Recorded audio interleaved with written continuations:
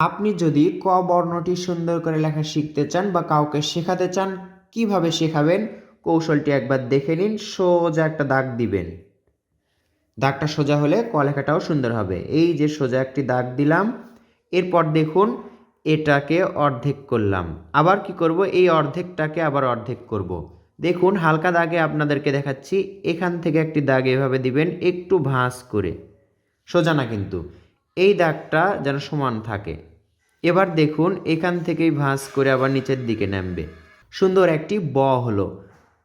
এবার এখান থেকে গোল করে এই মাথায় সুন্দর গোল করতে হবে যেন এটা সমান থাকে। এবার মাত্রা দিতে হবে। আবার দেখুন এখানে সোজা একটা দাগ, এই যে এভাবে একটি দাগ দিবেন। এরপর এখান থেকে একটু ভাঁজ করে আবার ভাঁজ হয়ে আসবে, এই যে সুন্দর একটি ক। কেউ যদি চান এক দাগে ক লিখতে, তাহলে কিভাবে লিখবেন, এই যে এইভাবে দাগ দিবেন, এখান থেকে এভাবে এই যে উপর দিকে যাবে, আবার নিচের দিকে গোল হয়ে আসবে, এই যে ক। এক দাগেই ক লিখতে হয়। যখন আপনি কৌশলে শেখাবেন, ধাপে ধাপে শেখাবেন, তখন আপনারা এভাবে শেখাবেন, এই যে।